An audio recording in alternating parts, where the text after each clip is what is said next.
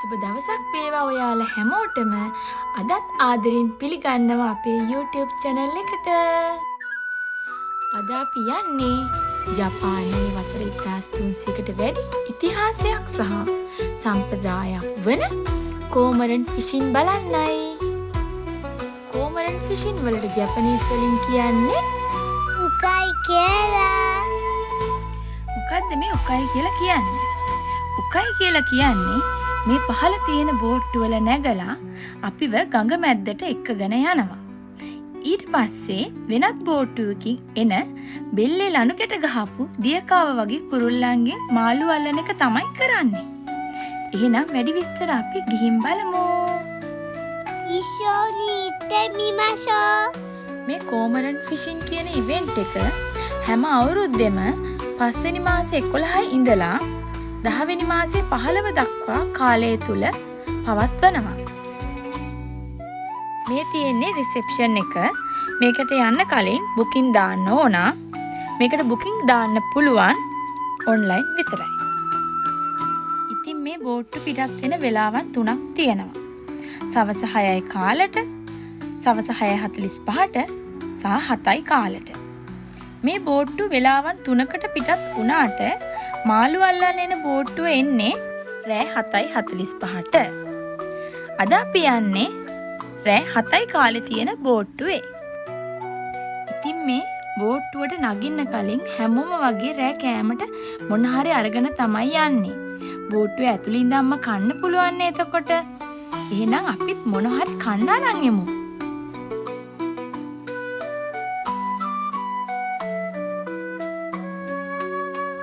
මේ වගේ චූටි කඩ තියෙනවා. අපිට කැමති දේවල් එතනිනුත් අරගෙන කන්න පුළුවන්. අම්මේ යකිතොරි කන්න ඕන. අද අපි කන්න ගත්තේ යකිතොරි සහ තාකෝයකි. යකිතොරි කියලා කියන්නේ චිකන් ග්‍රිල් කරලා ඒක බාබකියු ස්ටික් වල ගහලා තමයි කන්න තියෙන්නේ. තාකෝයකි කියලා කියන්නේ බුවල් ළඟෙන් හදන රසවත් ජපානයේ ප්‍රසිද්ධ කෑම වර්ගයක්.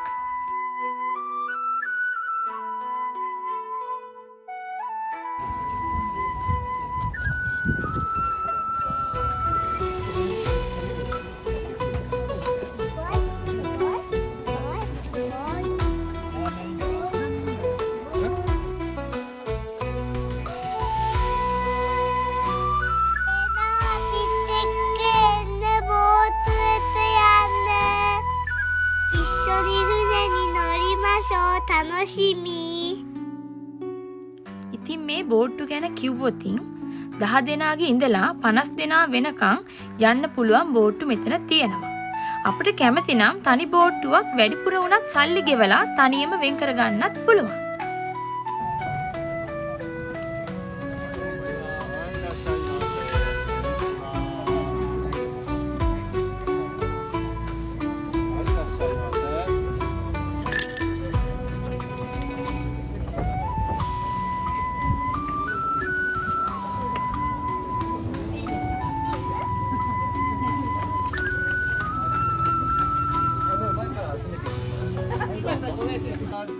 Over there, we are stopping like this in the second fishing style.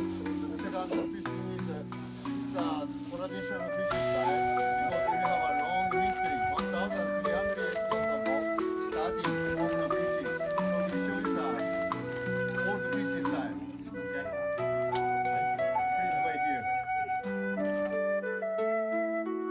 මේ බෝට්ටුවේ ෆොරිනර්ස්ලා හිටපු නිසා එයාලා ඉංග්‍රීසි වලිනුත් පොඩි පැහැදිලි කිරීමක් කරනවා. බෝට්ටුව පොඩි වුණාට ඒකේ වොෂ්රූම් එකක් පවා තියෙනවා. මේ ගඟට කියන්නේ නගර ගවා ගඟ කියලයි. මේ කෝමරන් ෆිෂින් ආරම්භය අවිනිශ්චිතයි. සමහරු කියනවා මේක චීනයේ හාල් වගාවත් සමග ආරම්භ වුණා කියලා. ඒත් සමහරු කියන්නේ මේක ජපානයේ වෙනමම වර්ධනය වුණා කියලා. කොහොම වුණත් මේක ආගන්තුක සත්කාර සංදර්ශනයක් ලෙස මුලින්ම හඳුන්වා දුන්නේ ඔදා නොබුනගා කියන පුද්ගලයයි. 1922 දී එංගලන්තයේ කුමාරවරු පවා ගිෆු නගර ගවා ගඟේ උකයි බලන්න ඇවිත් තියෙනවා කියලා සඳහන් වෙලා තියෙනවා. 1960 ගණන්වලදී මේ නරඹන්නන් සංඛ්‍යාව ලක්ෂ 3ක් ඉක්මවා ගියා කියලා සඳහන් වෙලා තියෙනවා. අතීතයේ මෙය මාළු ඇල්ලීමක් ලෙස ආරම්භ වුණා. පසුව මෙය සාම්ප්‍රදායික, සංචාරක, සංස්කෘතික සහ ආගමික සිදුවීමක් ලෙස හඳුන්වනු ලබනවා.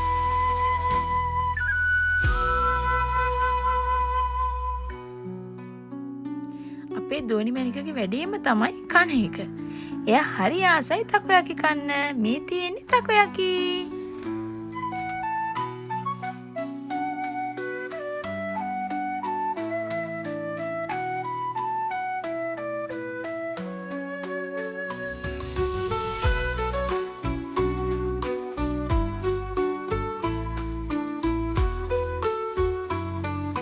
පීති ඉඟුරු දාලා හදපු තේ එකක් අරන් එන්න අමතක කරෙත් නෑ.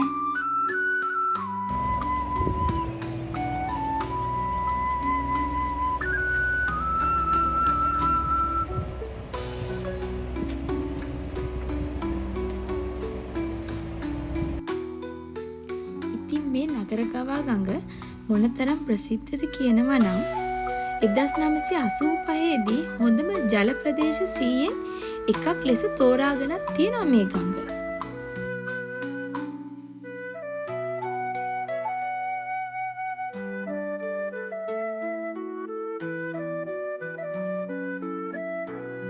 බලන්නකො අපි දැන් යද්දී මේ උඩින් මොකද්ද පේන්න තියෙන්නේ කියලා.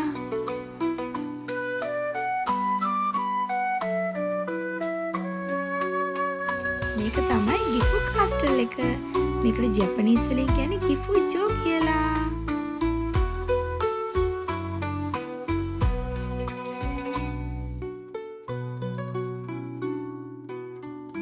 දැන් මේ හැමෝම බලාගෙන ඉන්නේ මාළු අල්ලන කුරුල්ලෝ ටික එනකම්. ඉතින් මේ කුරුල්ලන් ගැන එයාලා කොහොමද මාළු අල්ලන්නේ කියලා හොඳ පැහැදිලි කිරීමක් කරන්නයි දැන් යන්නේ. අපි දැන් එයාලා කියන විස්තරෙත් අහලා මාළු අල්ලන්න එන කුරුල්ලෝ ටික බලන්න ලෑස්ති වෙමු. එයාලා ඉන්නේ පුංචි මල්විඩි සංදර්ශනයකුත් දාගෙන. එහෙනම් අපි ඒකත් බලමු.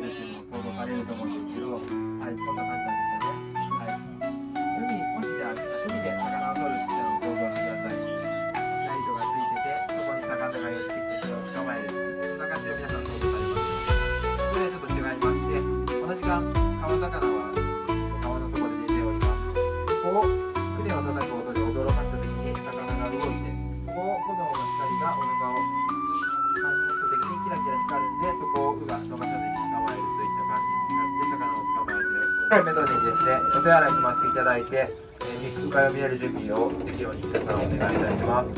ではあとしばらくお待ちください。一応7時45分になりましたら、向こうの上流の方で花火が4発だけ上がって、それが迂回開始の合図になりますので、はい、そんな感じで今日はお願いいたします。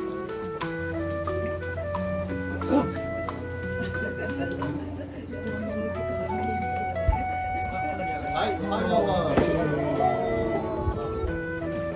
ょっと見づらいかな。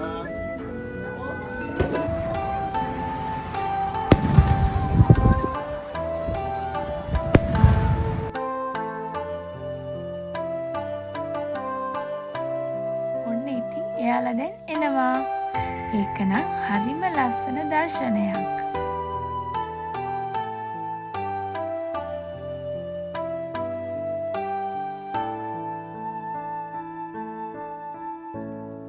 මේ එන බෝට්ටුව මීටර 13ක් දිග ලී වලින් හදපු බෝට්ටුවක්.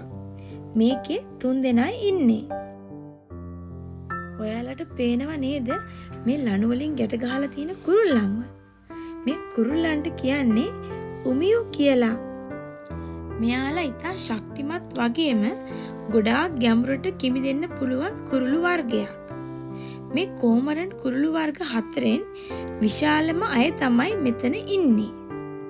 මෙයාලව අවුරුදු 2ක් 3ක් වගේ කාලයක් පුහුණු කරලා තමයි මාළු අල්ලන්න දාන්නේ. මෙයාලගේ බෙල්ලේ ගැට ගහලා තියෙන ලණුව නිසා මෙයාලට මාළු ගිලින්න බෑ. මේ කුරුල්ලන්ව මාළු අල්ලන්න පැය කිහිපයකට කලින් කූඩු වලට දාලා තමයි තියෙන්නේ. මෙයාලව ගේන්න කලින් බඩගින්නේ තමයි තියන්නේ.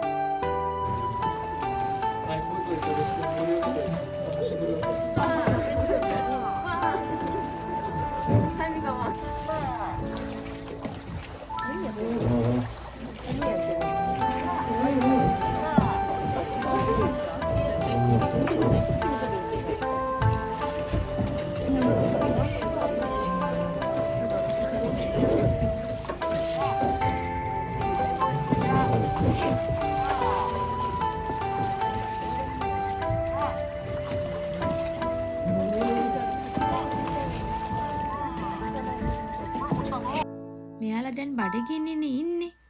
මාළු අල්ලලා ඉවරුණාට පස්සේ තමයි මෙයාලාට ඒ අල්ලපු මාළු කන්න දෙන්නේ. මේ බෝට්ටුවේ කුරුල්ලන් මෙහෙවන පුද්ගලයා හිසකෙස් ගිනිදැල් වලින් ආරක්ෂා කර ගැනීම සඳහා කළු හෝ තද නිල් පාට ලිනන් තොප්පියක් භාවිතා කරනවා. ඒ වගේම කළු හෝ තද නිල් පැහැති කපුරේදි වලින් සාදන ලද ඇඳුම් මේ කුරුල්ලන් බිය ගැන්වීම සඳහා මොවුන් භාවිතා කරනවා.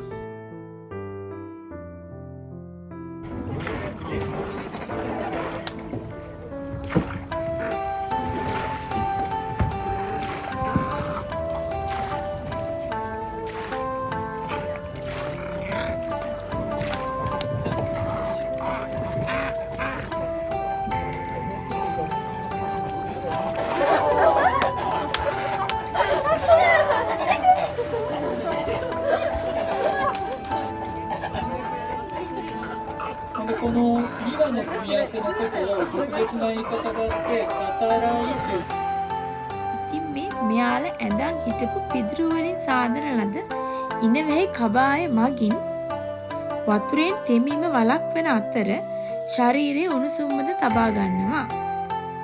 ඒ වගේම ලිස්සීම වැළැක්වීම සඳහා පිදුරු සෙරප්පුද මොවුන් භාවිතා කරනවා.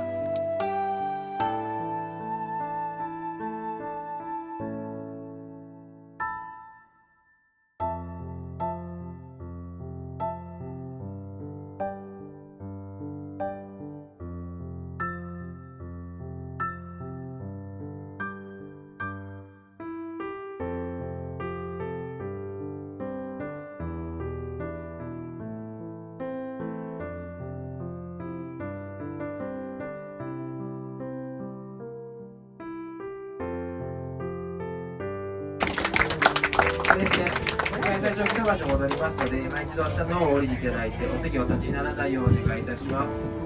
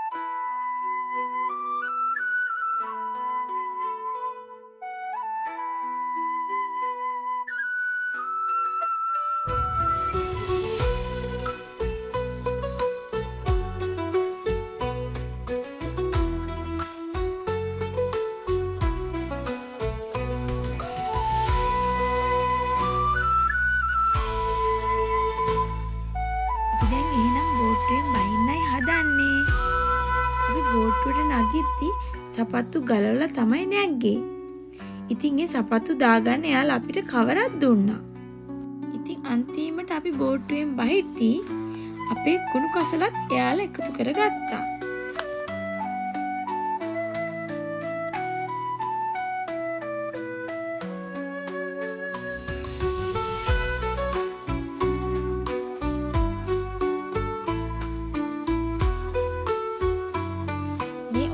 පේන්න තියෙන්නේ අපි ආපු බෝට්ටුව එයාලා එවෙලේම අස් කරලා පිරිසිදු කරන විදිය තමයි.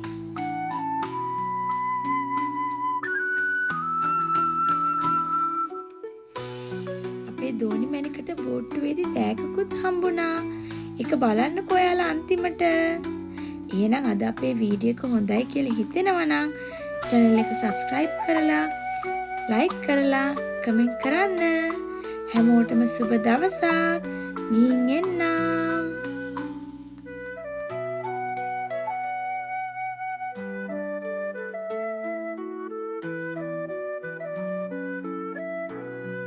මේ තමයි මට හම්බෙච්ච තෑග්ග.